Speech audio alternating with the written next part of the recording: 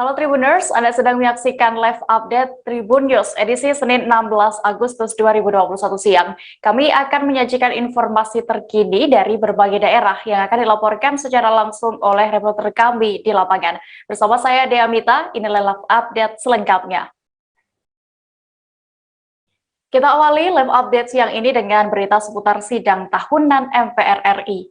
Presiden Joko Widodo dan Wakil Presiden Ma'ruf Amin menghadiri sidang tahunan MPR bersama DPR dan DPD RI.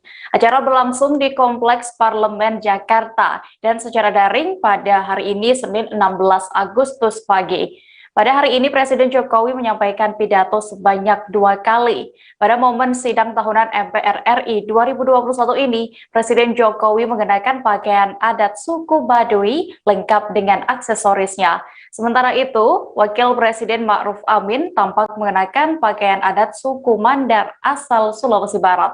Informasi lengkapnya akan disampaikan oleh rekan jurnalis Tribun News, Khairul Umam, yang kini sudah bergabung bersama kami. Halo Khairul.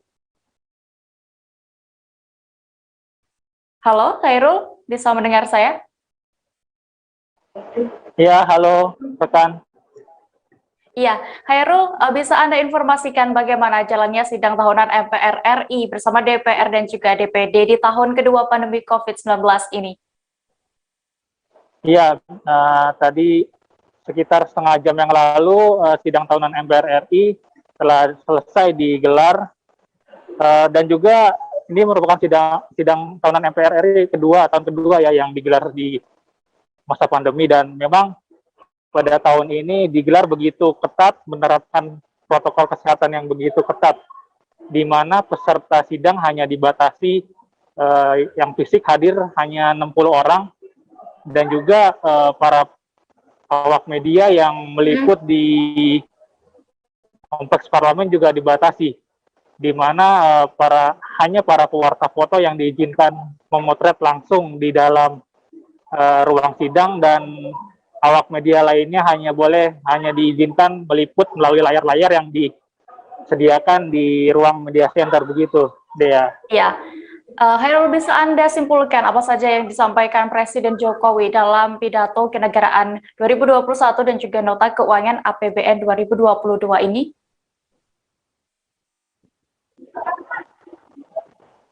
Ya, baik. Tadi memang ada banyak yang disampaikan oleh Presiden Joko Widodo. Namun kami di sini mencatat hanya beberapa penting saja, terutama mengenai penanganan pandemi COVID-19. Tadi Presiden Jokowi menegaskan bahwa hingga 2022 mendatang, situasi kini masih diselimuti oleh ketidakpastian akibat pandemi COVID-19. Oleh karena itu, Presiden Jokowi mengatakan bahwa APBN tahun 2022 ini harus antisipatif, responsif, dan juga fleksibel merespons ketidakpastian tersebut. Sementara itu, terkait penyampaian nota keuangan, Presiden Joko Widodo memperkirakan bahwa pertumbuhan ekonomi Indonesia di tahun 2022 itu berkisar 5–5,5%. Sementara itu, inflasi pada 2022 tingkat 3%. Sementara itu, nilai rupiah diperkirakan bergerak pada kisaran Rp14.350 per US dollar, begitu, Dea. Iya. Lalu selain itu, apa yang disampaikan Ketua MPR, Ketua DPR dan juga Ketua DPD dalam sidang tahunan ini, Khairul?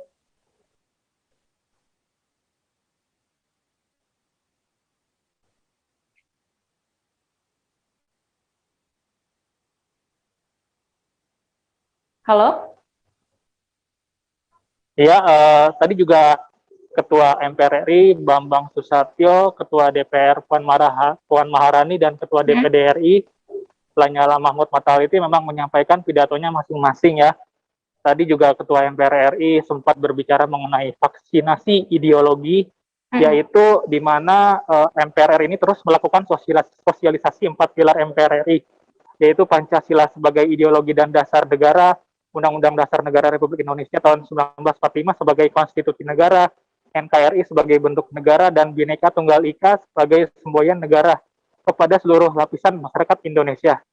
Sementara itu tadi Ketua DPD RI Lanyala Mahmud Mataliti juga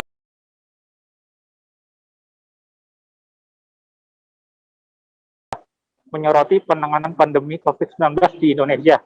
Namun dia menolak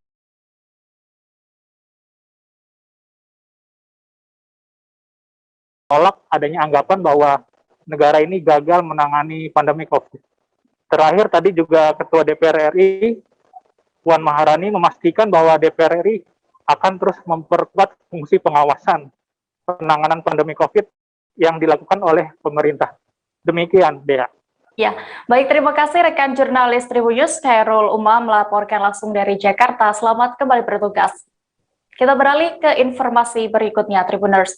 Dalam rangka menyambut Hari Ulang Tahun Republik Indonesia ke-76, 1000 bendera merah putih dikibarkan di Jembatan Sungai Batanghari. Jembatan yang lebih dikenal dengan nama pedestrian Gentala Arasi ini merupakan salah satu ikon kota Jambi. Pemasangan 1000 bendera yang dipasang di sepanjang jembatan ini langsung dipimpin oleh Gubernur Provinsi Jambi, Al-Haris. 1000 bendera yang berkibar di sepanjang jembatan ini diharapkan bisa membangkitkan rasa patriotisme dan nasionalisme masyarakat Jambi meski di tengah pandemi COVID-19. Detail informasinya akan disampaikan oleh rekan wartawan Tribun Jambi, Samsul Bahri yang kini sudah bergabung bersama kami. Halo Samsul. Ya, selamat siang rekan Dea dan Tribuners dimanapun berada. Iya, Samsul bisa Anda informasikan selain di jembatan Sungai Batanghari ini di mana lagi titik pemasangan bendera merah putih di sana? Oke, Dea dan Tribuners dimanapun berada, memang dalam rangka menyambut Hari Ulang Tahun Republik Indonesia ke-76, pemerintah Provinsi Jambi melakukan pemasangan 1000 bendera merah putih yang dipasang di pedestrian Jembatan Gentala Arasi yang memang merupakan ikon Jambi. Dan pemasangan itu sendiri juga tidak hanya dilakukan di pedestrian Jembatan Gentala Arasi, namun juga ada satu titik lainnya yaitu di Taman Tugu Juang Kota Jambi juga dilakukan pemasangan bendera. Setidaknya ada sekitar 500 bendera merah putih yang dipasang dan berkibar di sepanjang Taman Tugu Juang Jambi. Dan ini juga dilakukan sebagai salah satu cara untuk menyemarakkan perayaan atau peringatan HUT RI ke-76 yang dilakukan oleh pemerintah Provinsi Jambi, karena memang diketahui bahwa Provinsi Jambi sendiri juga masih dalam kondisi pandemi COVID-19 dan segala aktivitas termasuk juga di wilayah Kota Jambi sendiri bagian dari Provinsi Jambi melaksanakan PPKM level 4 yaitu diperpanjang hingga 23 mendatang. Jadi memang tidak hanya di pedestrian namun ada di Tugu Juang dilakukan pengibaran atau pemasangan bendera merah putih sebanyak 500. Jadi total ada 1.500 bendera merah putih yang berkibar di Provinsi Jambi. Demikian, ya. Ya, lalu untuk di Jambi sendiri, apakah akan dilaksanakan upacara bendera pada esok hari, Samsul? Oke, untuk upacara bendera sendiri masih tetap dilakukan meskipun memang tidak semarak seperti 2 tahun belakang atau sebelum adanya pandemi. Jadi memang pelaksanaan ini sendiri dilakukan secara protokol kesehatan dan tidak dilakukan pengundangan seperti halnya pada 2 tahun sebelum. Biasanya pemerintah Provinsi Jambi itu mengundang seluruh pihak dinas, kemudian juga seluruh masyarakat, tokoh masyarakat, termasuk juga sekolah-sekolah biasanya melaksanakan upacara pengibaran HUT RI di lapangan Gubernur Jambi. Namun dengan kondisi pandemi saat ini tidak dilakukan, hanya dilakukan secara internal dari pihak Gubernur Jambi. Baik, Tribuners, tadi rekan kami Samsul juga telah berhasil mendapatkan keterangan dari Gubernur Jambi, Al-Haris. Berikut liputan lengkapnya untuk Anda. Dan mengenang kembali bagaimana perjuangan pada pejuang kita. Kita ingin semangat itu muncul kembali.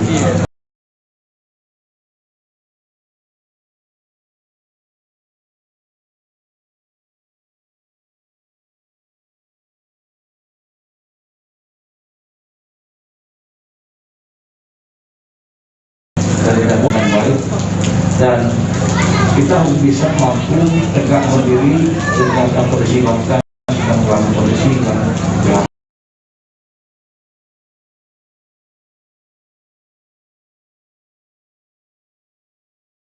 mungkin untuk ini bahwa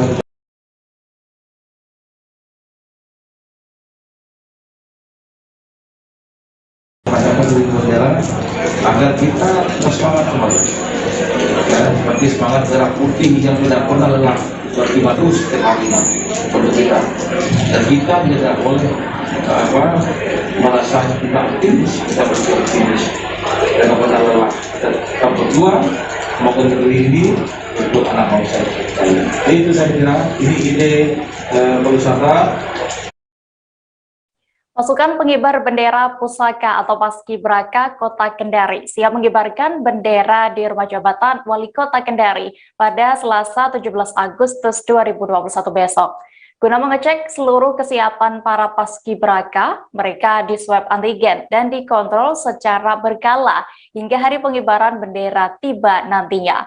Sebelumnya, pengukuhan pasukan pengibar bendera pusaka di Kota Kendari telah berlangsung di Rujak Wali Kota Kendari.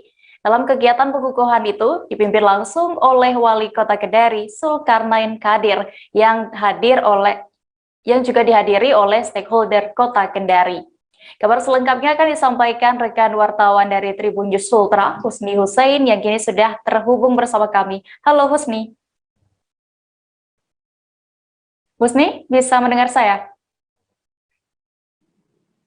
Ya, selamat siang rekan Dea.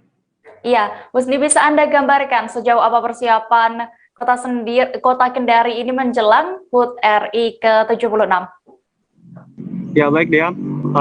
Dapat saya kabarkan bahwa memang kemarin telah dilakukan pengukuhan pasukan pengibar bendera untuk wilayah Kota Kendari, tepatnya di rumah jabatan Kota Kendari. Nah, Dea, usai pengukuhan tersebut, kami juga sempat bertemu dengan Kepala Seksi Pemberdayaan dan Pengembangan Pemuda, yaitu Hardianto Pono. Ia mengatakan bahwa memang pasukan pengibar bendera ini akan melakukan gladi bersih, yaitu tadi pagi, dan sore hari mereka akan diistirahatkan untuk mempersiapkan menjelang HUT RI ke-76 di rumah jabatan Kota Kendari. Nah, dari pantauan kami di lapangan tadi pagi, Dea, bahwa memang kesiapan di rumah jabatan Kota Kendari telah mencakup 90%, tampak beberapa sejumlah gedung dari rumah jabatan itu telah dipersiapkan untuk mempersiapkan upacara HUT RI ke-76 pada esok hari. Seperti itu, Dea. Iya, Husni, bisa Anda ceritakan bagaimana tentang sosok keempat siswa-siswi pilihan Kota Kendari ini yang terpilih menjadi Paskibraka? Ya, Dea, berikut keempat sosok dari pasukan pengibar bendera merah putih pada perayaan 17 Agustus di rumah jabatan Kota Kendari, yaitu ada Anissa Putri Sagita dari SMA Kartika Kendari selaku pembawa baki. Anissa ini ialah anak dari Haji Suratman dan Ibu Haja Setiawati.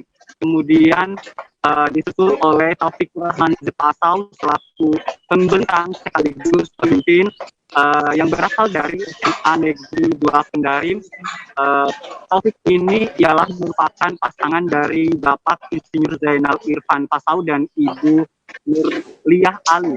Kemudian ada Muhammad Ferdiansyah dari SMA Negeri 4 Kendari, yang sebelumnya Muhammad Ferdiansyah ini ialah yang menggantikan Hasbi Lasrudin yang memundurkan diri dari Man Insan Cendikia Kota Kendari. Nah, Muhammad Ferdiansyah ini dia merupakan anak pasangan dari Abdul Majid dan Ibu Elvis Mendak. Kemudian selanjutnya ada Muhammad Prasetya dari SMA Negeri 5 Kendari yang merupakan pasangan dari Bapak Iskandar DS dan Ibu Isma sebagai penarik bendera. Seperti itu dia. Iya, baik Tribuners, tadi rekan kami berhasil mendapatkan keterangan dari Wali Kota Kendari, Zulkarnain Kadir, dan juga pembawa baki Paskibraka Kota Kendari 2021, Anissa Putri Sagita. Berikut wawancara lengkapnya untuk Anda. Ikutkan, mudah-mudahan hasil pelatihan mereka selama beberapa waktu ini betul-betul bisa memberikan kesan dan membentuk karakter mereka sebagai generasi muda, dan Kita berharap tugas mereka nanti di tanggal 17. Yang pertama tentunya lebih melatih kefokusan dan tentunya harus lebih banyak beristirahat untuk lebih fokus di saat hari H dan juga di kekuatan tulang saat latihan fisik kan lumayan berat. Untuk kekuatan tulang itu CDR, kalau untuk tubuh kita longseng. Kita beralih ke berita berikutnya, Tribuners. Kasus heboh diduga prank dana hibah 2 triliun rupiah dari Herianti Akiditio terhadap Kapolda Sumsel, Irjen Pol Eko Indra Heri kini memasuki pekan ketiga. Namun hingga hari ini, Senin 16 Agustus, Polda Sumsel belum berencana melakukan pemanggilan lanjutan terhadap Herianti Akiditio. Direktorat Kriminal Umum Polda Sumsel masih menyusun rencana terhadap lanjutan kasus yang menghebohkan masyarakat Indonesia. Selain itu, belum dilakukannya pemeriksaan terhadap Herianti ini lantaran Polda Sumsel masih menunggu hasil tes kejiwaan yang bersangkutan. Untuk mengetahui lebih detailnya, sudah bergabung bersama kami rekan jurnalis Sriwijaya Post, Odi Arya Saputra yang akan menyampaikan laporan. Halo Odi. Odi, bisa Anda informasikan? Halo Dea. Iya, Odi, bisa Anda informasikan bagaimana dengan kelanjutan kasus diduga dana hibah bodong senilai 2 triliun rupiah? Baik Dea. Seperti ketahui, hari ini Senin tepat sudah 3 minggu bergulirnya kasus Herianti Akiditio yang diduga melakukan prank pemberian dana bantuan sebesar 2 triliun terhadap Kapolda Sumatera Selatan Irjen Pol Eko Indra Heri, Dea. Namun hingga saat ini realisasi uang tersebut masih tidak ada, Dea. Ya, lalu apakah sudah ada yang ditetapkan sebagai tersangka dalam kasus ini, Odi?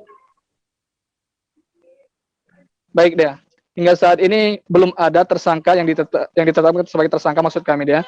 Hanya hingga saat ini pihak kepolisian sudah membawa saksi itu hadir atau turut menyaksikan secara simbolis pemberian uang sebesar 2 triliun rupiah kepada Kapolda Sumatera Selatan pada 3 minggu yang lalu Dea. Iya, lalu terkait ini Polda Sumsel masih menunggu hasil kejiwaan Herianti untuk kembali melakukan pemeriksaan. Apakah itu benar?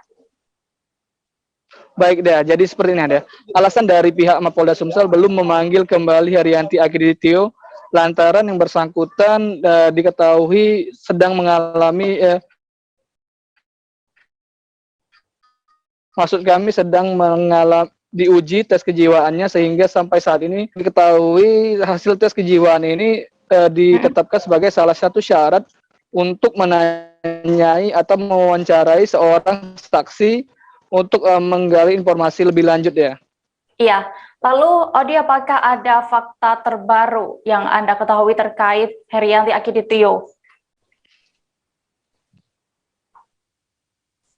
Baik Dea, jadi dari kasus Herianti Akiditio ini ada 2 fakta baru yang kita temukan Dea. Jadi yang pertama itu tim Polda Sumsel mengirimkan tim ke Jakarta untuk menemui saudara Herianti yang berada di Jakarta, di mana tim Polda Sumsel berhasil bertemu dengan kakak dari Herianti Akiditio, persis satu tingkat di atasnya, berarti anak ke-5 dia. Jadi dari pengakuan saudara Herianti, dia tidak mengetahui bahwa ayahnya memiliki uang sebesar itu dia, dan juga dia tidak mengetahui ada wasiat yang disebutkan Herianti bahwa ayahnya akan memberikan dana sebesar itu untuk penanganan COVID-19 dia.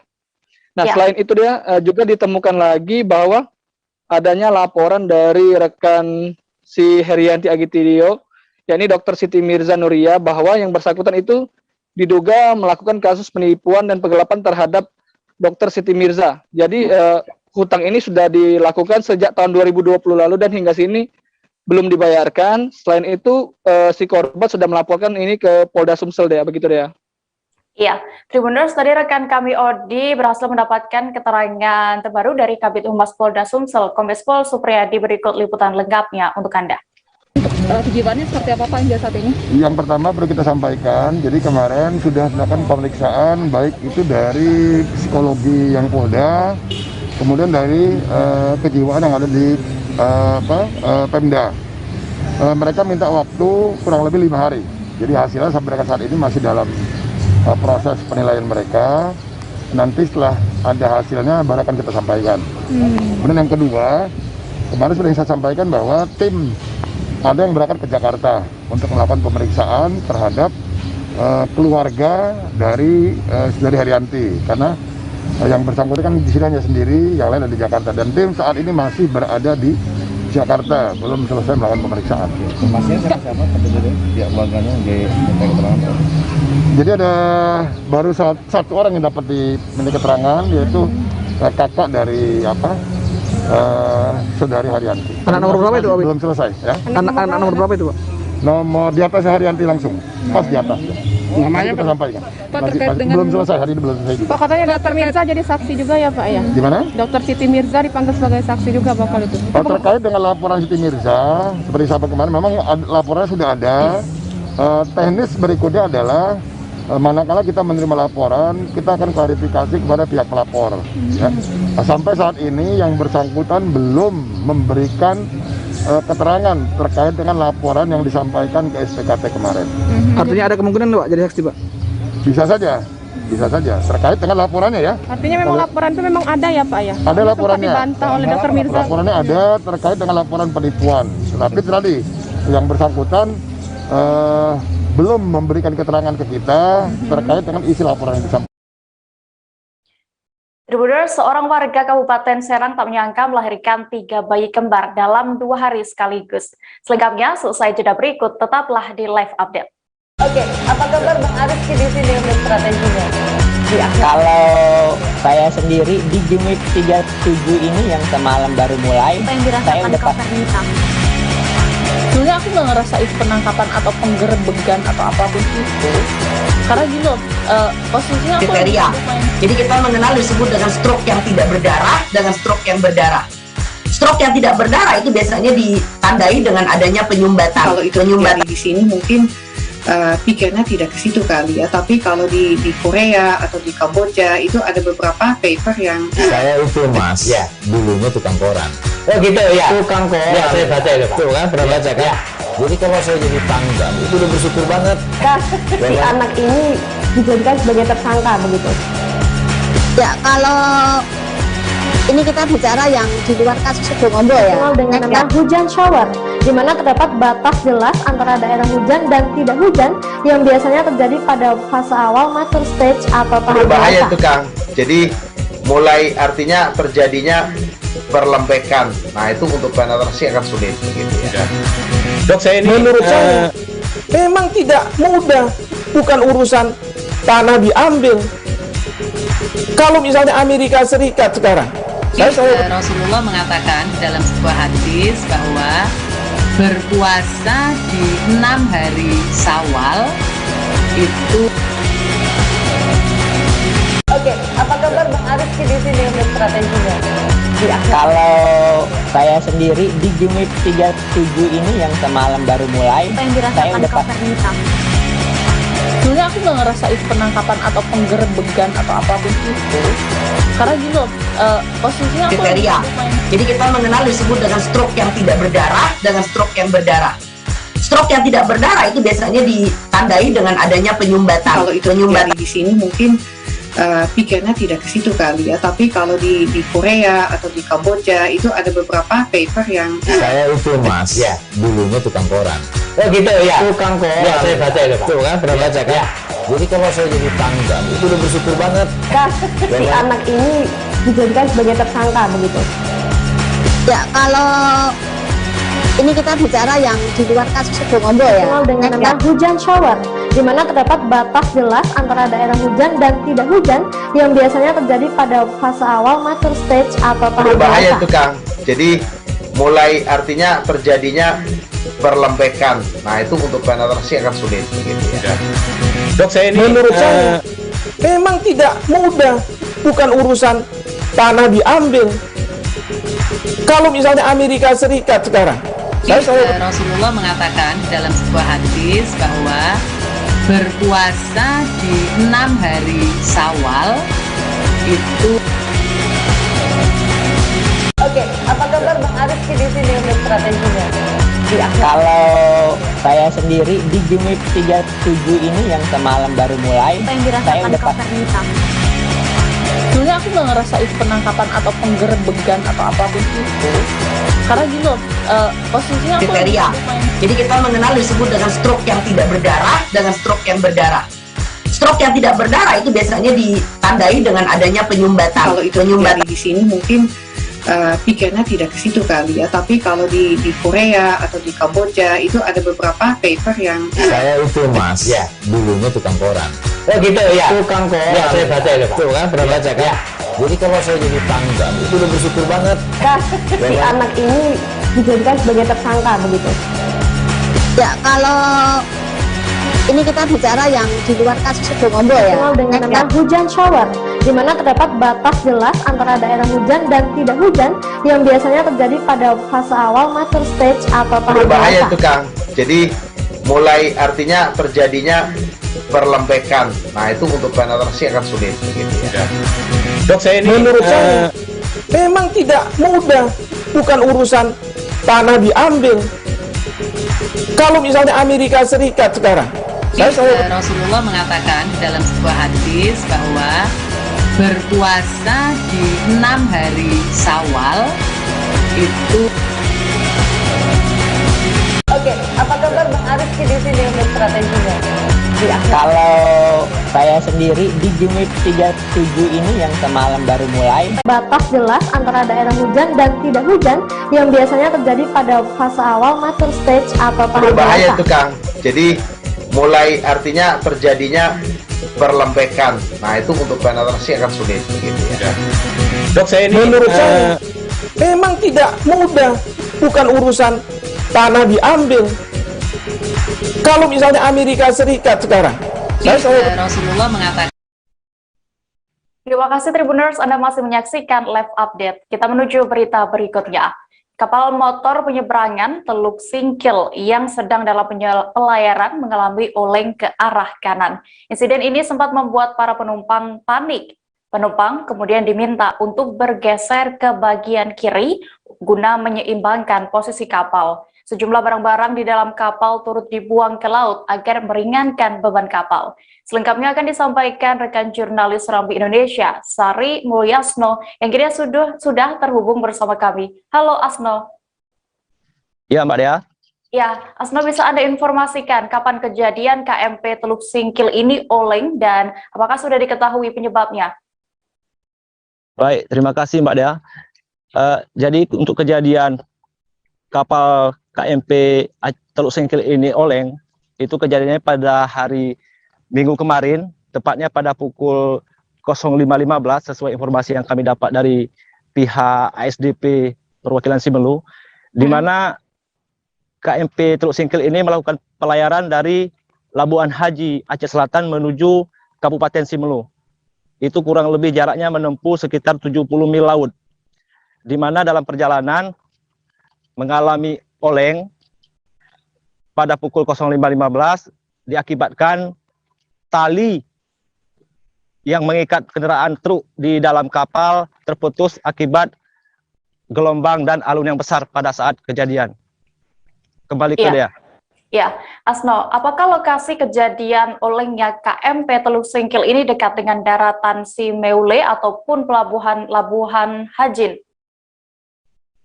Ya Dea, untuk lokasi kejadian itu tepatnya pada posisi sesuai informasi yang kami peroleh di lapangan, kurang lebih 6 mil laut dari daratan Simelu. Itu artinya posisi kapal sudah dekat dengan Pulau Simelu. Demikian. Iya, lalu berapa jumlah penumpang yang ikut dalam pelayaran KMP Teluk Singkil saat itu dan apakah juga ada korban jiwa dalam insiden ini? Ya Dea, untuk jumlah penumpang sesuai manifest yang tercatat yang kami terima dari pihak SDP itu berjumlah sebanyak 133 penumpang. Jadi untuk korban jiwa tidak ada, baik penumpang maupun ABK, akan tetapi ada satu orang penumpang berjenis kelamin perempuan itu pada posisi sampai di atas pukul 8 pagi kapal feri merapat di dermaga, ada seorang penumpang mengalami sesak napas, oleh pihak ASDP langsung melarikannya ke rumah sakit terdekat. Namun demikian, pada pukul 10 pagi, pihak ASDP mengecek langsung ke rumah sakit terdekat. Posisi penumpang sudah sembuh dan dibolehkan pulang. Demikian dia. Iya, Asna, lalu bagaimana untuk proses evakuasi kapal saat itu? Baik, untuk proses evakuasi kapal perlu kami jelaskan pada saat kejadian itu pihak nakoda langsung menghubungi pihak terkait di daratan Simelu karena posisi kapal sudah dekat di Pulau Simelu. Pada saat itu pihak terkait di Kabupaten Simelu langsung mengerahkan 2 unit kapal, salah satunya kapal feri Aceh Hebat 1 dan 1 unit kapal angkatan laut milik Lanal Simelu. Demikian dia. Ya, baik. Terima kasih rekan jurnalis Serambi Indonesia, Sari Mulyasno, untuk informasinya. Selamat kembali bertugas.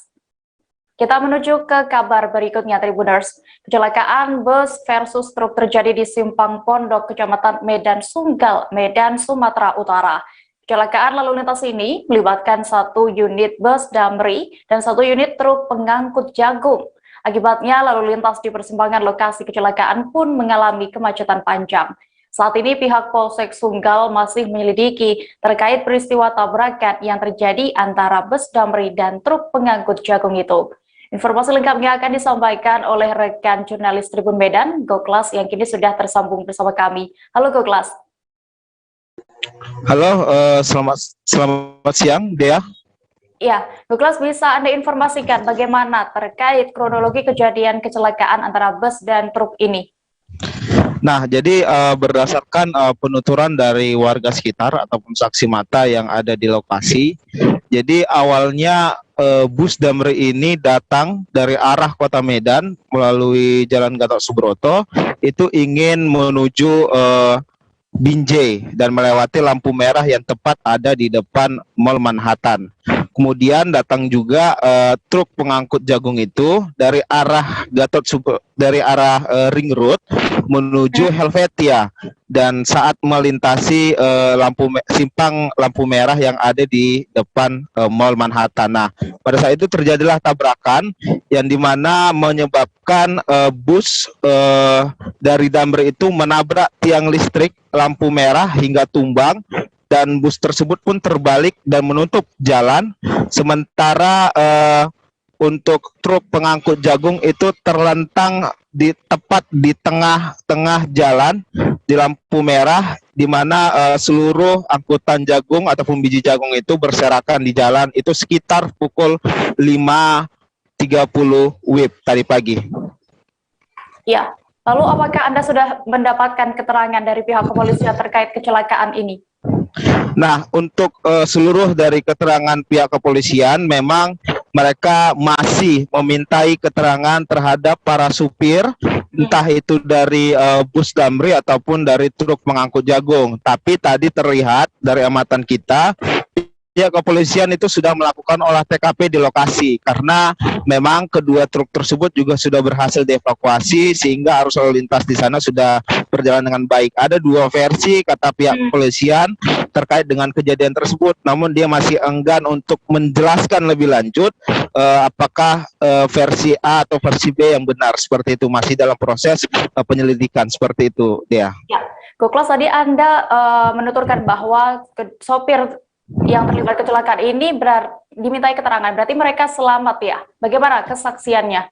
Oke, tadi yang berhasil kita wawancara yakni supir dari pihak damri, bus damri, dia memang membenarkan bahwa pada saat itu di pagi itu memang pas tidak lagi membawa penumpang, dan artinya tidak ada penumpang, dan juga dia hanya bersama kernet 1 orang, artinya hanya ada 2 orang yang berada di dalam bus damri tersebut, dan dua-duanya selamat dalam kondisi yang sehat. Sementara kalau untuk pengendara yang di truk pengangkut jagung itu ada 2 orang, yakni supir dan kernet juga, dan dua-duanya dalam kondisi sehat sekarang, tapi tadi sempat supirnya menjalani pengobatan tradisional seperti mengurut saja, seperti itu. Ya, Tribuners, tadi rekan kami Goklas juga berhasil melakukan wawancara bersama personel unit Lantas Polsek Sunggal, Bribka P. Tarigan. Berikut informasi lengkapnya. Melaporkan untuk Taruna terdahulu yang kecelakaan yang berada di Manhattan, bus Damri kontra Goldisel hari ini pukul 9.45. Situasi arus lalu lintas di tempat arah sudah cukup terkendali, dan untuk saat ini kita masih melakukan evakuasi dengan menggunakan. Jadi untuk sementara dilaporkan kebenaran. Terima kasih, selamat pagi. Untuk kronologis kejadiannya, Bang? Kronologis kejadian sekitar pukul 5.30. Itu untuk sementara perkara ini masih kita lakukan penyelidikan. Itu Damri kabarnya mengarah dari mana dan truknya mengarah dari mana? Jadi untuk sementara belum kita pastikan, masih kita cari validasi, begitu juga dengan kedua pengemudi. Jadi harus bersabar, nanti kita akan beritahukan kembali. Ada korban jiwa, Bang? Untuk sementara korban jiwa negatif, jadi yang korban hanya material aja. Berikut traffic light yang ditabrak. Damrinya itu, Bang, di dalamnya ada penumpang dari pagi? Masih kita lakukan untuk supir belum kita ketahui di mana, nanti kita cari, kita sampaikan kembali. Terima kasih. Abang dari mana, Bang? Kita dari Lantas Polda Singkat. Nama lengkap, Bang? Nama lengkap Bribka Perdana Tanikan. Kita beralih ke kabar berikutnya. Puncak Gunung Merapi yang terletak di perbatasan Jogja dan Jawa Tengah kembali mengeluarkan guguran awan panas pada hari ini Senin 16 Agustus. Akibat awan panas guguran Gunung Merapi tersebut menyebabkan hujan abu di beberapa wilayah yang ada di lereng Merapi. Salah satunya hujan abu terjadi di wilayah Desa Telogolele, Kecamatan Selo, Boyolali. Hujan abu ini terjadi sesaat setelah Gunung Merapi kembali meluncurkan 2 kali awan panas guguran. Detail informasinya akan disampaikan langsung oleh rekan wartawan kami dari Tribun Solo, Tri Widodo, yang kini sudah bergabung bersama kami. Halo, Tri. Halo Tia. Ya, Tri, bisa Anda informasikan terkait detail berapa kali awan panas guguran ini turun dari puncak Gunung Merapi? Iya, Tia dan Tribun dimanapun berada. Gunung Merapi pada hari ini Senin 16 Agustus 2021 meluncurkan awan panas guguran sebanyak 3 kali ya. Pertama, awan panas guguran terjadi pada pukul 05.36 waktu Indonesia Barat, yang kemudian disusul lagi pada pukul 05.53 waktu Indonesia Barat. Erupsi Gunung Merapi kembali terjadi dengan memuntahkan awan panas guguran sejauh 3,5 km ya. Iya.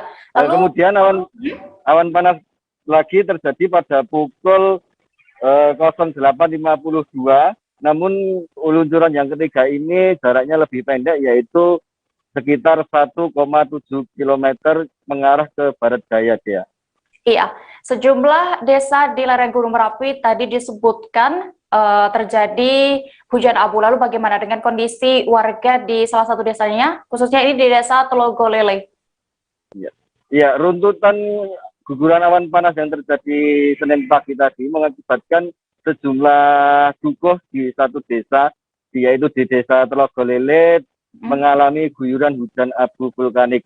Nah, meski begitu, namun aktivitas warga masih tetap normal, yaitu dengan meladang maupun mencari rumput untuk pakan ternaknya. Hanya saja warga sedikit terganggu dengan abu vulkanik ini, terutama untuk pemberian pakan ternak dia.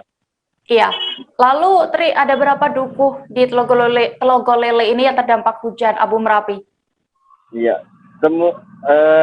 Hujan abu yang terjadi tadi pagi mengakibatkan 8 dukuh di desa Telogolele mengalami hujan abu vulkanik. Namun setiap dukuh tingkat ketebalannya berbeda-beda. Justru yang berada di KRB 2, yaitu dukuh Trogomulyo dan Trogolele, yang berjarak kurang lebih 5-7 km, guyuran abu vulkanik malah lebih tebal dibanding di dukuh Stabila yang hanya berjarak 3 km dari puncak Merapi. Iya, terima kasih rekan Tri Widodo untuk laporannya langsung dari Desa Telogolele, Jawa Tengah. Selamat kembali bertugas. Kita beralih ke Banten, Tribuners. Seorang perempuan warga Kecamatan Bandung, Kabupaten Serang tak menyangka melahirkan 3 anak kembar.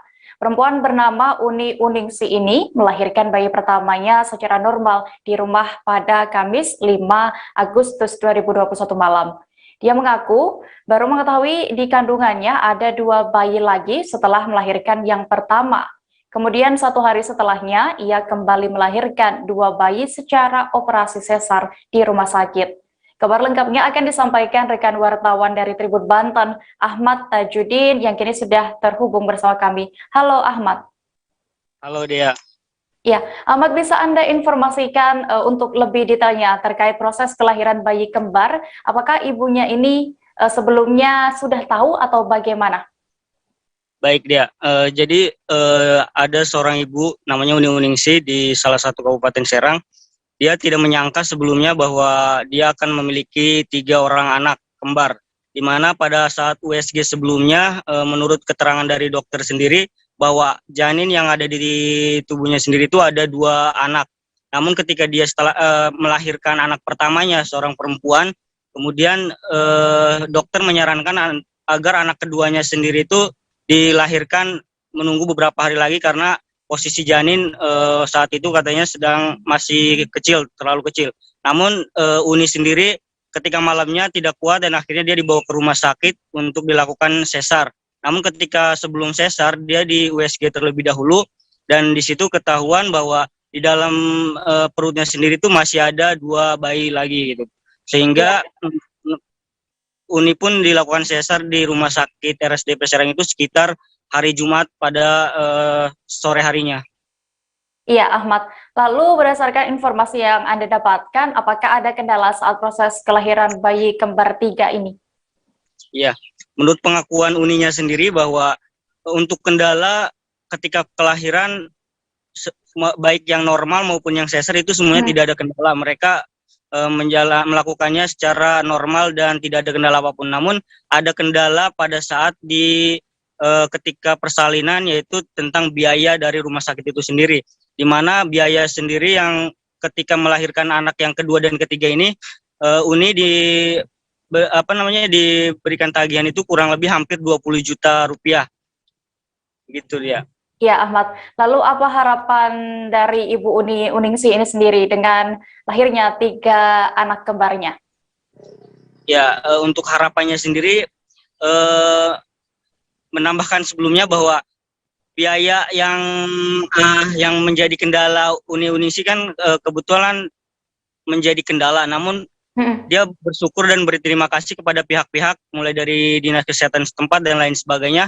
Karena dengan berkat bantuan mereka sehingga ibu dan bayi anak ini tidak mengeluarkan biaya dari sekitar 20 jutaan tersebut. Mereka semuanya diberikan biaya secara gratis oleh Dinas Kesehatan setempat. Adapun harapannya dari Ibu Uninya sendiri yaitu dia berharap agar anaknya ini karena posisinya masih kecil kan sekitar 1,3 kilogram, dia berharap bahwa ketiga anaknya ini bisa tumbuh besar hingga dewasa dan selalu sehat tanpa ada penyakit apapun gitu.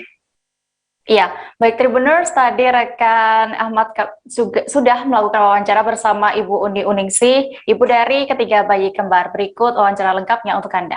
Uni Uningsi. Ki anaknya kembar nyangka tuh orang nyangka teluk sih. Nyangkane mah kembare Roro. Terus pas di keuruhan telunekin pas preman gitu. USG maning pas sarap operasi. Sarap operasi. Pertamanya lahir nih kayaknya apa preman? Lahir di rumah siji. Sing wadon. Terus sing keroro di rumah sakit. Sing keroro rumah sakit kan. Jadi pas USG ki preman emang. Pas USG dinyatakan aku ya maning Roro. Anak maning Roro konon.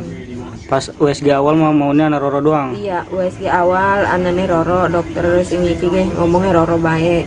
Pas giliran sing wadon lahir ning rumah USG maning arep beda anak Roro. Ini rumah sakit ini teh? Rumah sakit Derajat. Serang ya? Iya. Kami akan kembali dengan kabar menarik lainnya seusai jeda sejenak. Tetaplah di Live Update. Oke, apa kabar Bang Aris di sini untuk strateginya? Kalau saya sendiri di game 37 ini yang semalam baru mulai, saya udah Sebenarnya aku nggak ngerasa itu penangkapan atau penggerebegan atau apapun itu. Karena gini loh, posisinya aku kriteria. Jadi kita mengenal disebut dengan stroke yang tidak berdarah dengan stroke yang berdarah. Stroke yang tidak berdarah itu biasanya ditandai dengan adanya penyumbatan. Kalau itu terjadi di sini mungkin pikirnya tidak ke situ kali ya. Tapi kalau di Korea atau di Kamboja itu ada beberapa paper yang Saya itu Mas, ya dulunya tukang koran. Oh gitu ya. Tukang koran. Ya, saya baca itu Pak. Tuh kan, pernah baca kan? Ya. Jadi kalau saya jadi pangdam itu udah bersyukur banget. Si anak ini dijadikan sebagai tersangka begitu. Ya, kalau ini kita bicara yang di luar kasus Situbondo ya. Dengan nama hujan shower, di mana terdapat batas jelas antara daerah hujan dan tidak hujan yang biasanya terjadi pada fase awal mature stage atau tahap Berbahaya dewasa. itu Kang. Jadi mulai artinya terjadinya perlembekan. Nah itu untuk penetrasi akan sulit gitu ya. Dok, saya ini menurut saya memang tidak mudah, bukan urusan tanah diambil. Kalau misalnya Amerika Serikat sekarang, Rasulullah mengatakan dalam sebuah hadis bahwa berpuasa di 6 hari Syawal itu. Oke, apa kabar Bang Aris di sini untuk strateginya? Kalau saya sendiri di game 37 ini yang semalam baru mulai, saya udah Sebenarnya aku nggak ngerasa itu penangkapan atau penggerebegan atau apapun itu. Karena gini loh, posisinya aku kriteria. Jadi kita mengenal disebut dengan stroke yang tidak berdarah dengan stroke yang berdarah. Stroke yang tidak berdarah itu biasanya ditandai dengan adanya penyumbatan. kalau itu terjadi di sini mungkin pikirnya tidak ke situ kali ya. Tapi kalau di Korea atau di Kamboja itu ada beberapa paper yang Saya itu Mas, ya dulunya tukang koran. Oh gitu ya. Tukang koran. Ya, saya baca itu Pak. Tuh kan, pernah baca kan? Ya.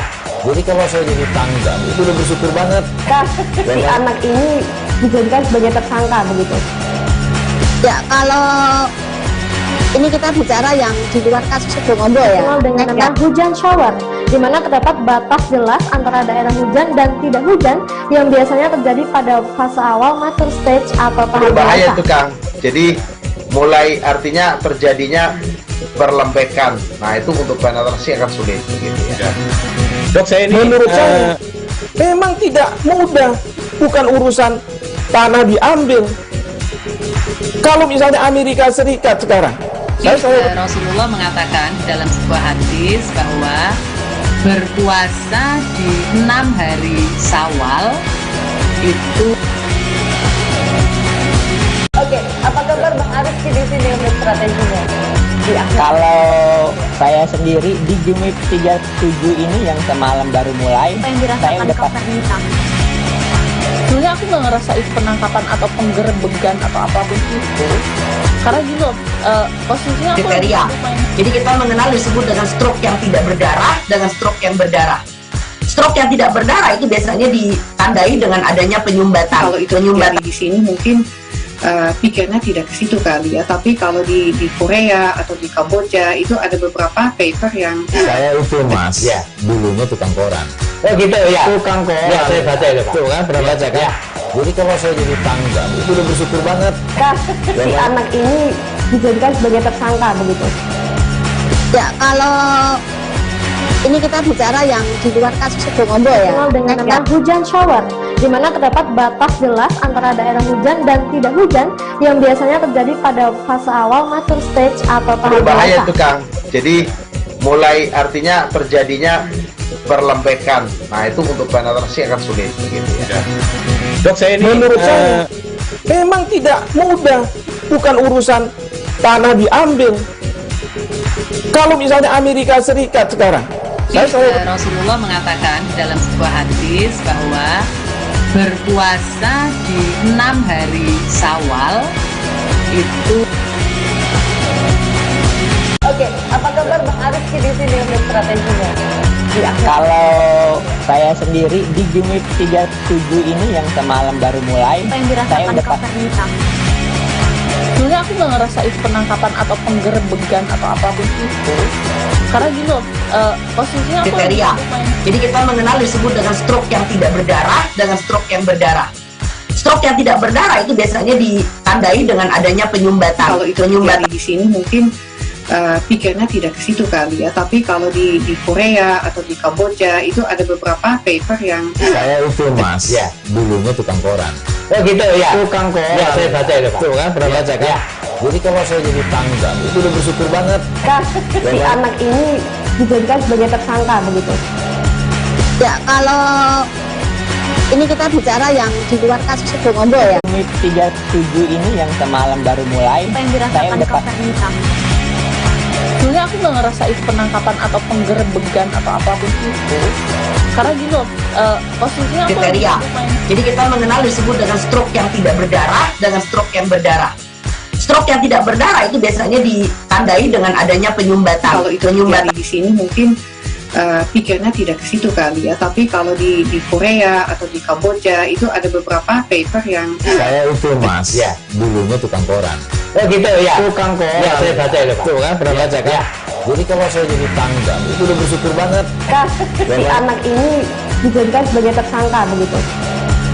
Ya kalau ini kita bicara yang di luar kasus Bongombo ya. Dengan nama hujan shower, di mana terdapat batas jelas antara daerah hujan dan tidak hujan yang biasanya terjadi pada fase awal mature stage atau tahap Berbahaya dewasa. itu Kang. Jadi mulai artinya terjadinya perlembekan. Nah itu untuk penetrasi akan sulit. Gitu, ya. Dok saya ini menurut saya memang tidak mudah, bukan urusan tanah diambil. Kalau misalnya Amerika Serikat sekarang, Rasulullah mengatakan dalam sebuah hadis bahwa berpuasa di 6 hari Syawal itu. Oke, apa kabar Bang Ariski di sini untuk strateginya? Kalau saya sendiri di unit 37 ini yang semalam baru mulai. Apa yang Saya dirasakan udah Kak Fernita? sebenarnya aku nggak ngerasa itu penangkapan atau penggerebekan atau apapun itu. Karena gini loh, posisinya aku kriteria. Jadi kita mengenal disebut dengan stroke yang tidak berdarah dengan stroke yang berdarah. Stroke yang tidak berdarah itu biasanya ditandai dengan adanya penyumbatan. Kalau itu terjadi di sini mungkin pikirnya tidak ke situ kali ya, tapi kalau di Korea atau di Kamboja itu ada beberapa paper yang Saya itu mas, ya dulunya tukang koran. Oh gitu ya. Tukang koran. Ya saya baca itu Pak. Tuh kan pernah baca kan? Ya. Jadi kalau saya jadi tangga itu udah bersyukur banget. Si anak ini dijadikan sebagai tersangka. Kembali di live update Tribuners, kabar berikutnya datang dari Sumatera Selatan. Pemerintah Provinsi Sumatera Selatan terus mengejarkan program vaksinasi. Namun sayangnya vaksin yang diberikan pemerintah pusat belum mencukupi kebutuhan yang ada. Sebelumnya, Pemprov Sumsel telah mengajukan ke pemerintah pusat permintaan vaksin sebanyak 1,5 juta dosis per bulan. Untuk mengetahui lebih detailnya, sudah bergabung bersama kami rekan jurnalis Tribun Sumsel, Linda Trisnawati yang akan menyampaikan laporan. Halo Linda. Ya, halo Dea. Ya Linda, bisa Anda jelaskan tentang vaksinasi di Sumatera Selatan, khususnya di Kota Palembang? Ya, baiklah Dea. Pemerintah Provinsi Sumatera Selatan terus mengencarkan program vaksinasi COVID-19. Nah, namun sayangnya vaksinasi yang diberikan pemerintah pusat belum mencukupi kebutuhan yang ada. Untuk target vaksinasi di Sumatera Selatan itu ada 6,4 juta orang, dan khusus Kota Palembang targetnya 1,3 juta orang. Setiap bulannya Provinsi Sumsel baru menerima rata-rata 360.000 dosis vaksinnya. Sedangkan kebutuhannya kalau mau menuju herd immunity di awal tahun 2022 setidaknya butuh 150.000 vial atau 1,5 juta dosis. Nah, untuk itulah masyarakat di Sumatera Selatan, khususnya Kota Palembang, terbilang agak kesulitan untuk mencari vaksin dosis pertama. Gitu dia. Iya, lalu untuk saat ini di Provinsi Sumatera Selatan, khususnya Kota Palembang, sudah berapa capaian vaksinasinya, Linda? Oke, dari target vaksinasi 6,4 juta orang, artinya kurang lebih butuh 13 juta dosis vaksin. Nah, ini capaiannya baru 1.042.851 orang yang sudah divaksin di dosis pertama, atau 16,2%. Nah, untuk yang dosis keduanya baru 9,8%. Sedangkan untuk capaian vaksinasi di Kota Palembang dari target 1,3 juta yang sudah divaksin baru 354.999 orang atau 27,2% untuk dosis pertama. Gitu dia. Iya, Linda, lalu bagaimana upaya pemerintah untuk mencapai vaksinasi ini hingga bisa 100% nantinya? Oke, pemerintah Provinsi Sumsel sudah mengajukan ke pusat untuk meminta 1,5 juta dosis per bulan. Namun menurut Gubernur Sumsel Hemmanderu memang sudah diberikan, tapi itu netes, artinya baru sedikit demi sedikit gitu ya. Nah, untuk itu Gubernur Sumsel Hemmanderu menginisiasi ya, jika diizinkan, dia mempunyai keinginan untuk membeli vaksin, namun memang terkendala oleh izin ya, karena vaksin tersebut impor. Namun jika memang diizinkan untuk dibeli, Pemprov Sumsel akan minta CSR dari BUMD, BUMN maupun perusahaan swasta yang ada di Sumsel untuk membantu. Nah, dari Pemprov Sumsel dibeli, tapi diberikan ke masyarakatnya secara gratis. Begitu ya. Ya, Tribuners, tadi rekan Linda sudah melakukan wawancara bersama Gubernur Sumsel Hemmanderu. Berikut liputan lengkapnya untuk Anda. Iya. Kemarin katanya Bapak dorongan yang untuk penambahan itu, Pak. 500. Iya, dari realisasinya, Pak. Tidak berubah-ubah, mintanya dari jumlah sasaran 13 juta dosis ini, sasarannya 6,5 juta kali 2 kan? Aku minta 1,5 juta dosis per bulan supaya pacak di awal tahun ini kita herd immunity. Itu maksudnya.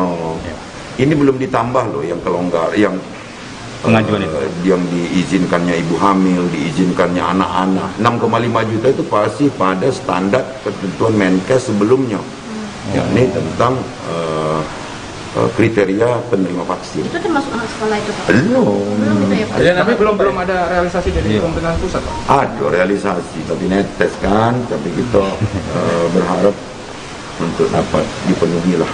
Kemarin yang rencana mengenai pengadaan Aku BUMD, Pak? ingin ini. Tapi kan ada payung, karena ini kebijakannya juga terkait internasional kan. Vaksin ini kan import.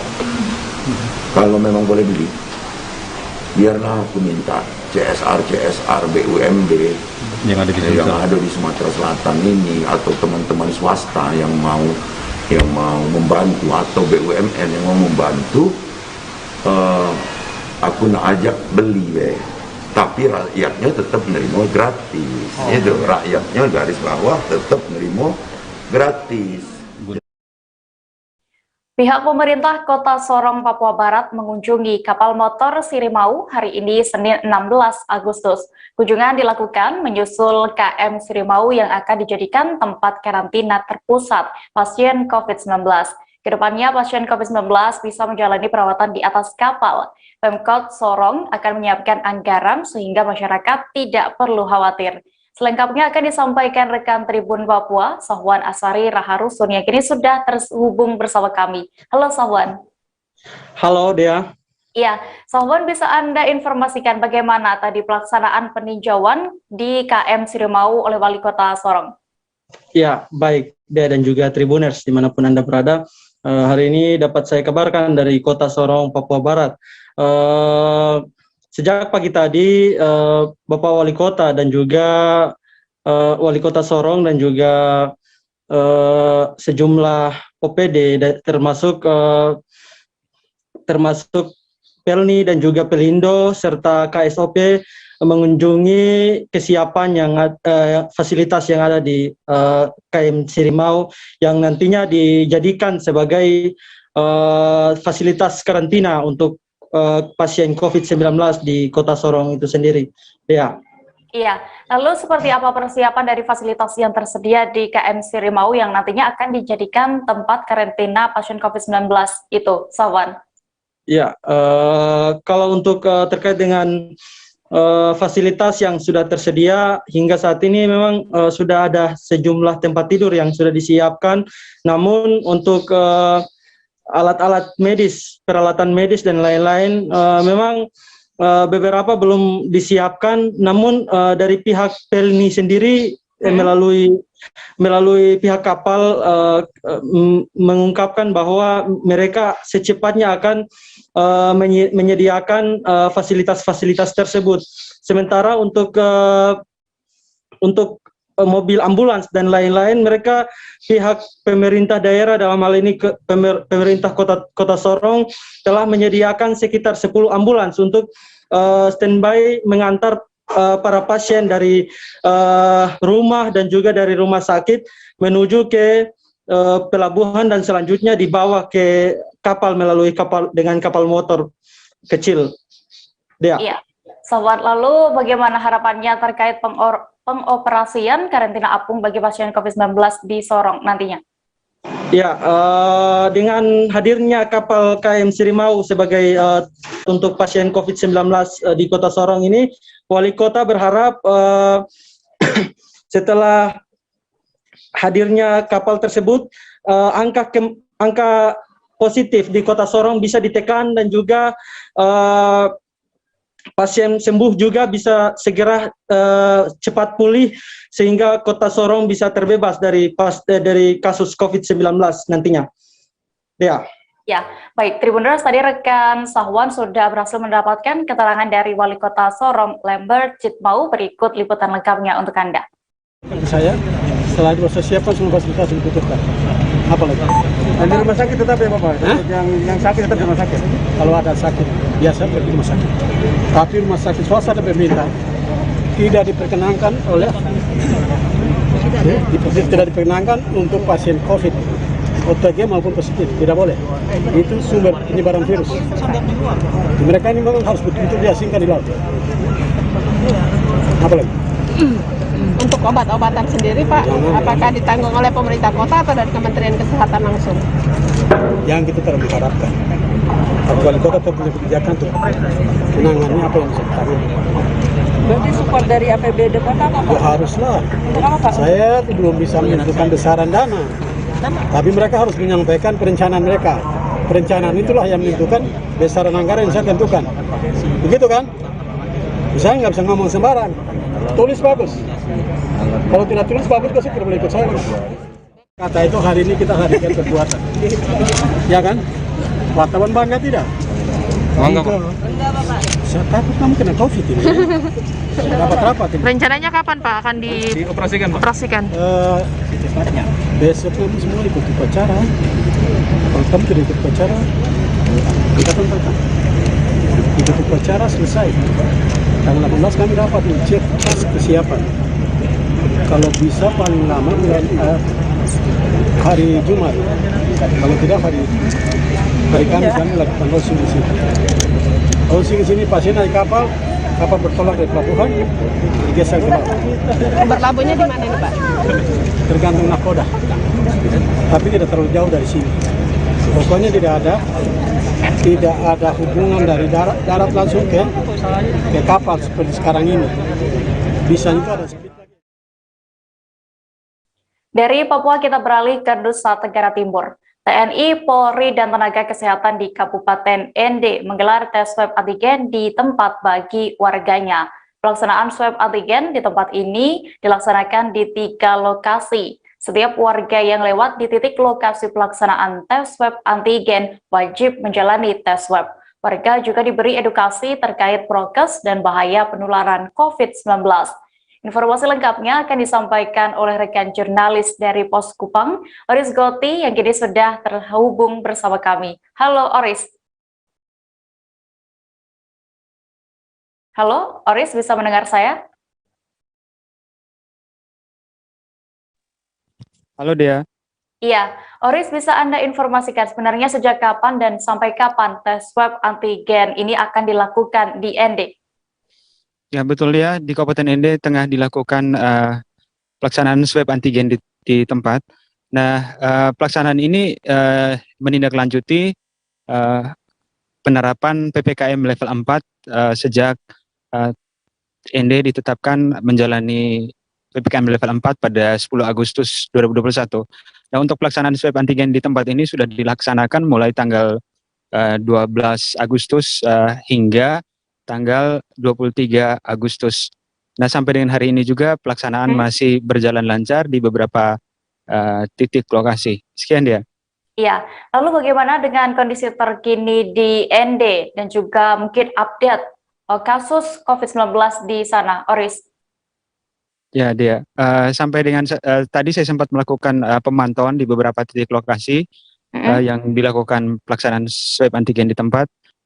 Warga cukup antusias mengikuti swab antigen di tempat, namun banyak juga yang merasa takut untuk di swab antigen, sehingga ketika masuk pada di jalan, ketika sampai ke lokasi-lokasi titik pelaksanaan swab antigen, mereka berbalik arah dan tidak mau di swab antigen.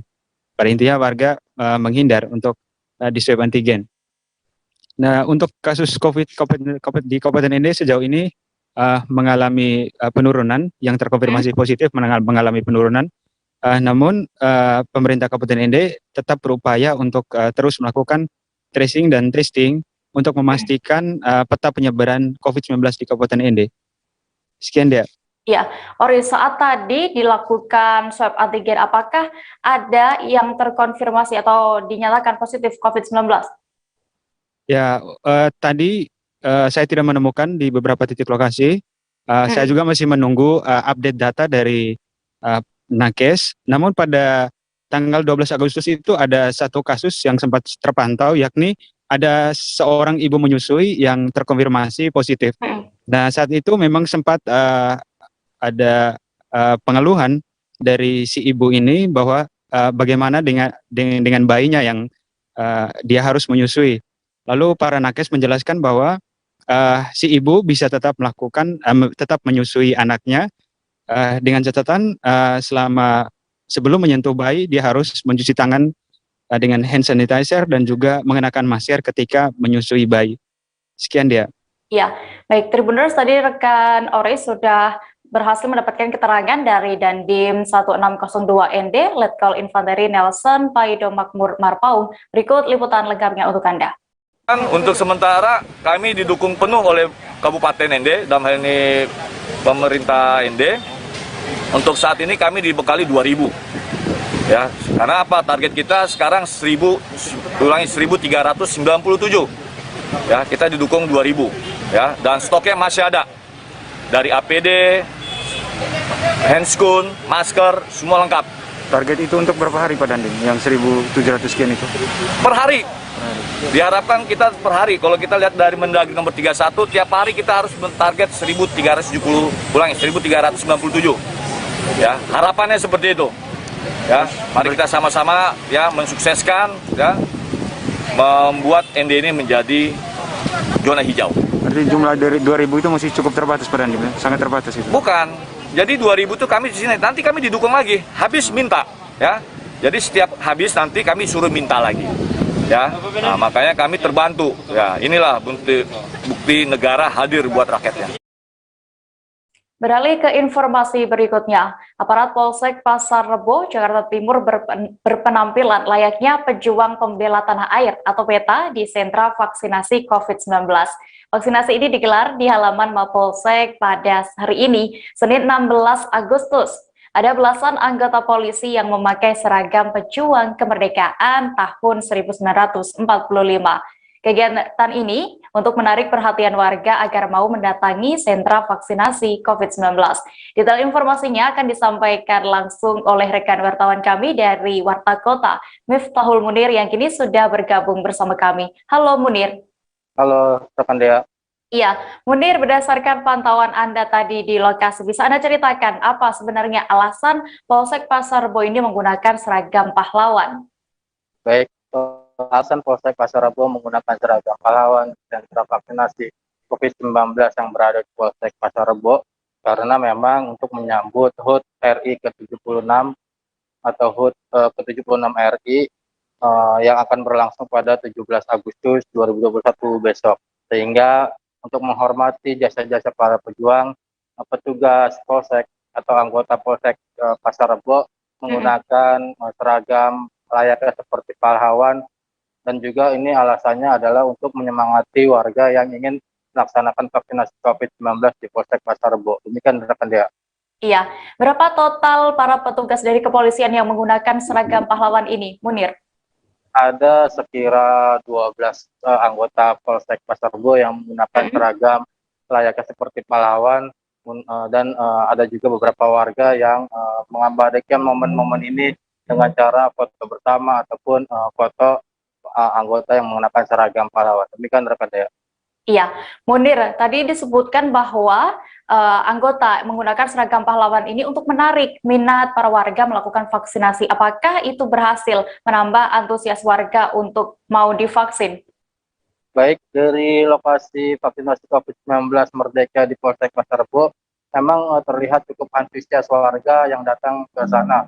Bahkan antriannya pun sampai di depan gerbang Polsek Pasar Rebo, sehingga perhatian warga atau cara Polsek Pasar Rebo dengan menggunakan seragam pahlawan ini cukup menarik perhatian atau menarik peminat warga untuk melakukan vaksinasi COVID-19 di halaman Polsek Pasar Rebo. Demikian rekan Dea.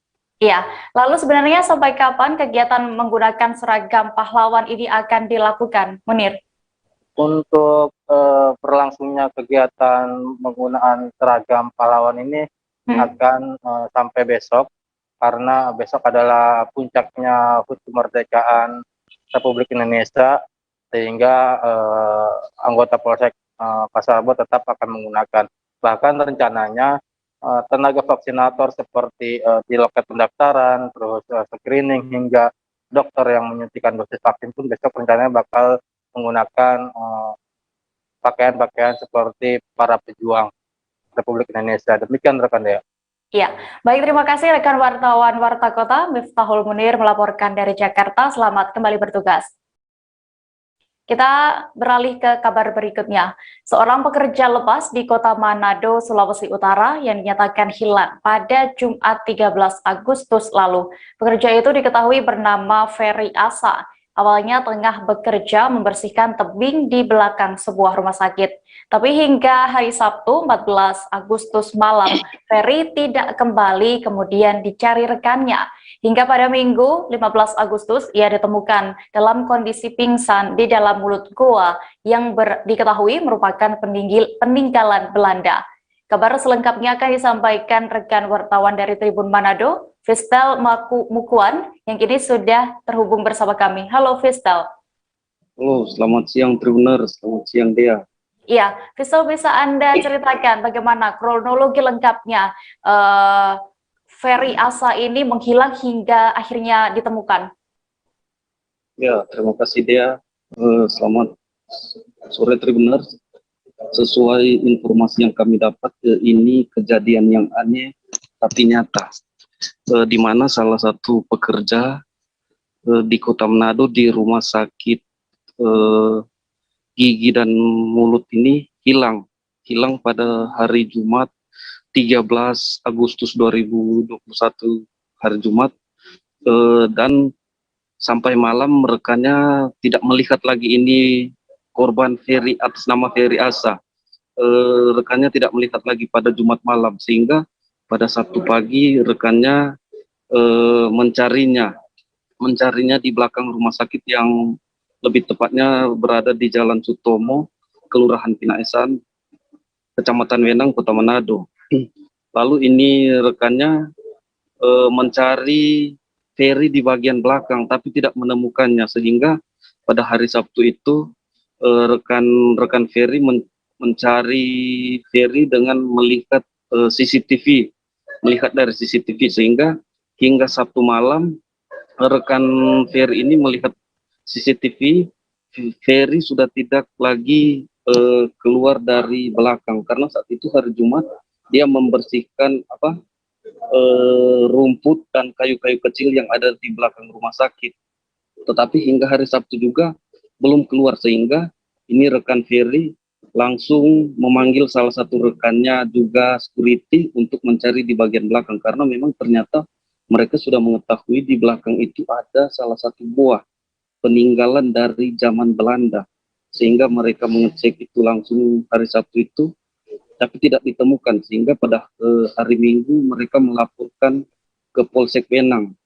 Nah, kemudian mereka bersama kepolisian dari Polsek Wenang menuju ke lokasi itu, gua peninggalan Belanda ini. Kemudian mereka memanggil salah satu anggota dari tim RAPI. Tim RAPI ini adalah salah satu organisasi yang bisa membantu hal-hal seperti ini. Sehingga ketika mereka melihat ini gua ini ternyata memang Ferry berada di dalam. Dan menurut kesaksian rekan Ferry ini Arino, dia bersama salah satu anggota Rapi masuk ke dalam lubang itu, dan lubang itu ternyata sampai ke 10 meter. Setelah itu mereka melihat ini Ferry sudah dalam keadaan terbaring. Mereka mengira dia sudah meninggal karena memang sudah dalam keadaan meninggal. Kemudian salah satu anggota Rapi membangunkan ini Ferry, dan ternyata dia membuka matanya secara pelan-pelan. Kemudian ini Ariano, rekannya Ferry, sangat senang karena hilang sejak hari Jumat, nanti ditemukan hari Sabtu tapi belum meninggal, sehingga mereka mengevakuasi ini Ferry. Dan saat ini dia dalam keadaan masih trauma. Demikian dia. Iya, lalu apakah dari Ferry Asani sudah bisa memberikan kesaksiannya terkait kejadian yang menimpanya ini, Fistel? Hari ini Senin 16 Agustus kami menemui di lokasi kejadian, tapi Ferry sudah dibawa oleh keluarganya ke kampung halamannya di Minahasa. Karena menurut Ariano, rekan kerjanya itu sebagai security, dia sampaikan keluarga takutnya jangan sampai dia masih shock, dan kalau dia masih tinggal di situ mereka takut jangan sampai bisa terjadi lagi hal-hal yang tidak diinginkan, sehingga mereka membawa pulang Ferry ke rumah mereka di Minahasa. Demikian dia. Ya, baik Tribuners, tadi rekan Fistel berhasil mendapatkan keterangan dari Satpam di RSGM Arino Bandali. Berikut wawancara lengkapnya untuk Anda. Saya tidak tahu kalau dia ada membersihkan rumput di belakang rumah sakit. Piket Sabtu malam ya? Jumat malam. Jumat malam. Sampai kita tunggu itu malam, dia itu sudah tidak ada di tempat istirahatnya begitu. Tunggu sampai pagi, saya telepon temannya, teman satpam yang satu, dia bilang tidak ada. Tapi tahu ada membersihkan di sini. Sempat lihat dia bersih di belakang situ, ya. tapi tidak tahu kalau dia di atas ini. Nanti hari Minggu pagi ada nonton CCTV. Jadi nonton CCTV dari sore itu dia naik sampai malam jam 8 malam kita datang itu dia tidak pernah turun. Jadi Sabtu tidak dilakukan pencarian? Belum, pikir cuma dia keluar. Pikiran cuma dia keluar begitu. Tapi sampai Minggu tidak ada ya? Nanti nonton CCTV itu Minggu pagi. Ternyata dia tidak pernah turun-turun dari. Dia naik sudah pernah turunnya. Kemudian dan dari situ harus inisiatif cari belakang sini, hilang di tempat ini. Ternyata betul di belakang sini. Kamu ada laporkan ke polisian atau gimana? Iya, ada sempat laporan ke Polsek ya, Polsek Wenang. Polsek Wenang. Kemudian katanya tadi ada dari Rapi, jadi dari Polsek yang hubungi atau dari Rapi? Rapi langsung turun ke sini. Jadi tapi sebelum Rapi datang di sini, teman Satpam 1 Yakob Lumento sudah sempat center di dalam, ada sempat lihat. Nyandak lihat orang ya? Cuma memang lihat ciri-ciri begitu, pakai sandal di dalam, memang dia ada sempat tidur begitu. Dia tidak mampu, langsung keluar menangis di bawah. Jadi langsung pergi Polsek Wenang hubungi. Tribuners, informasi tadi sekaligus menutup perjumpaan kita dalam live update siang ini. Jangan lupa untuk terus memperbaharui kabar terbaru lainnya hanya di kanal YouTube Tribun News. Dan lantaran masih di tengah pandemi, kami kembali mengingatkan kepada Anda untuk selalu menerapkan protokol kesehatan dimanapun berada. Mewakili kru yang bertugas, saya Diamita pamit. Terima kasih dan sampai jumpa. Jangan lupa like, subscribe, dan share ya!